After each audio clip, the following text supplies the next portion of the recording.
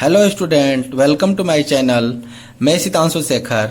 Student, मैंने अपने last video में आपको नंबर सिस्टम पढ़ा रहा था, जिसमें टेक्निकल इशू के कारण वीडियो कंप्लीट नहीं हो पाया, तो मैं फिर से उसका सेकेंड पार्ट बनाया हूं और स्टार्ट करते हैं आज का वीडियो।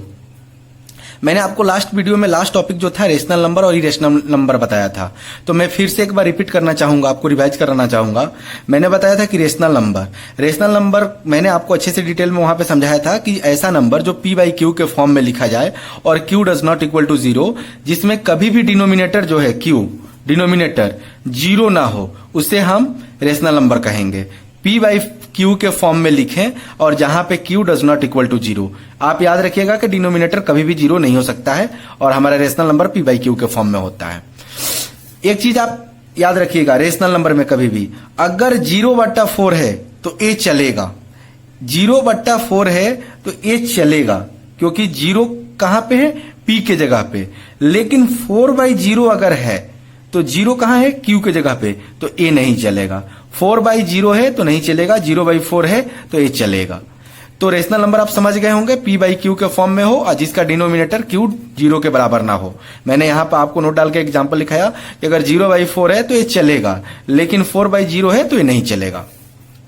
अब मैं आपको दो ट्रिक बताता हूं, आप रेशनल नंबर कैसे आइडेंटिफाई कर पाइएगा। पहला ट्रिक है कि terminates after a definite decimal expansion. जैसे हमारे पास एग्जांपल है 25/4 25/4, इसको जब हम डिवाइड करेंगे तो 6.25 आएगा। तो पहला पॉइंट क्या था? Terminates after a definite decimal expansion. अगर ऐसा नंबर आए तो ये 100% रेशनल नंबर है। दूसरा हमारे पास ट्रिक है कि non terminating but repeating. For example 10/3, जब इसको आप डिवाइड कीजिएगा तो ये टर्मिनेट तो नहीं करेगा, लेकिन बार बार रिपीट करेगा। 3.33333333 ऐसे रिपीट करते रहेगा।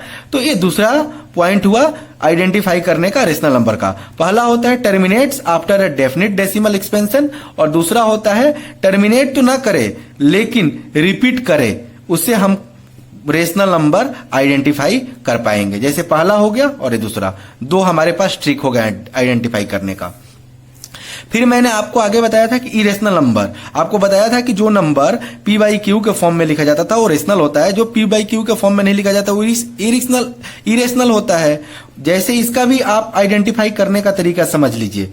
जैसे आपके पास अगर कोई नंबर है उसमें नॉन टर्मिनेटिंग और नॉन रिपीटिंग हो, फॉर एग्जाम्पल 41 पॉइंट, जैसे यहां पे देखिए ना टर्मिनेट कर रहा है ना रिपीट कर रहा है, 82747292547829, तो इसको हम बोलेंगे नॉन टर्मिनेटिंग नॉन रिपीटिंग। ये एग्जाम्पल हो गया हमारा इरेशनल का। मैंने आपको स्टैंडर्ड एग्जांपल दिया था कि इरेशनल का स्टैंडर्ड एग्जांपल √2 √3 √5 √7, ये सारे हमारे इरेशनल नंबर हैं। मैंने आपको नोट डाल के एक बॉक्स में पिछले वीडियो में लिखवाया था कि पाई जो होता है पाई इरेशनल नंबर होता है, जिसका वैल्यू ए होता है 3.141, और ई जो होता है इसको हम नेपियर्स कांस्टेंट बोलते हैं, जिसका वैल्यू 2.71 होता है। ये दोनों को दोनों इरेशनल नंबर है, लेकिन पाई का जो वैल्यू है 22/7 22/7, ये रेशनल होता है, क्योंकि ये p है और ये q है। ये p बाई क्यू के फॉर्म में लिख दिए हैं तो ये हमारा रेशनल हो गया, लेकिन पाई इरेशनल, इरेशनल नंबर। तो आप समझ गए होंगे 22/7 जो है रेशनल p बाई क्यू के फॉर्म में है, लेकिन पाई जो है इरेशनल है और e है। ये दोनों कांस्टेंट वैल्यू होते हैं, जिसका वैल्यू होता है 3.141 पाई का, और नेपियर्स कांस्टेंट 2.71। 11th क्लास में जाने के बाद ये नेपियर्स कांस्टेंट मिलता है। तो ये हो गया हमारा इरेशनल नंबर। अगला मेरे पास आता है coprime number. Coprime number, if the HCF of two number is 1 then they are called as a prime number. Coprime number, coprime number क्या होता है? दो नंबरों का एचसीएफ अगर 1 हो उसे हम कोप्राइम नंबर बोलते हैं। सपोज हमारे पास एक नंबर है x है, एक नंबर हमारे पास x है, दूसरा नंबर हमारे पास y है, और इन दोनों का जो हमारा एचसीएफ है, इन दोनों का अगर एचसीएफ हमारा 1 आए तो इसे हम बोलेंगे coprime number. Coprime number, coprime number, if the HCF of two number is 1 then they are called as coprime number. पहला नंबर x था, दूसरा y है, दोनों का HCF अगर हमारे पास 1 आए इसे हम कोप्राइम नंबर कहते हैं। अगला हमारे पास है रियल नंबर, जिसको वास्तविक संख्या बोलते हैं, हिंदी में वास्तविक संख्या। रियल नंबर क्या होता है, देखिए क्या होता है रियल नंबर।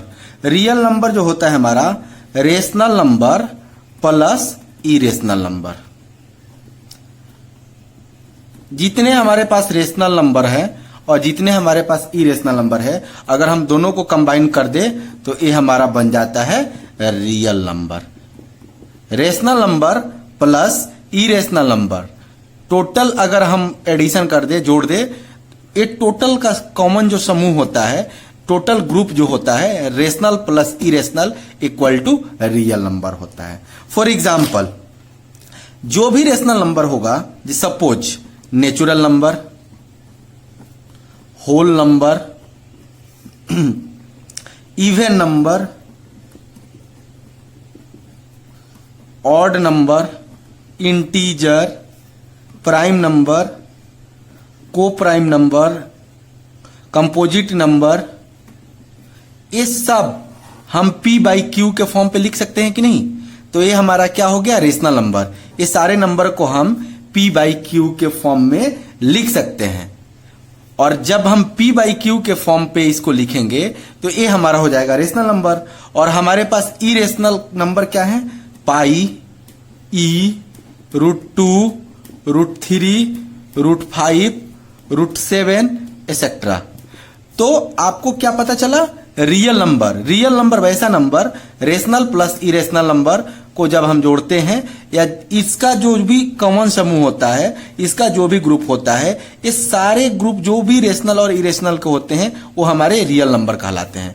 रेशनल में क्या क्या आ जाते हैं, natural, whole, even, odd, integer, prime, composite, क्योंकि ये सारे नंबर को हम P बाई Q के फॉर्म पे लिखेंगे। और जब हम P बाई Q के फॉर्म पे लिखेंगे तो ये हमारा रेशनल नंबर बन जाएगा। और इरेशनल नंबर हमारे पास पाई है, ई है, √2 है, √3 है, √5 है, √7 है एक्सेट्रा। तो ये जितने हमारे पास इरेशनल हुए, रेशनल हुए, ये सारे मिलके हमारे रियल नंबर बनते हैं।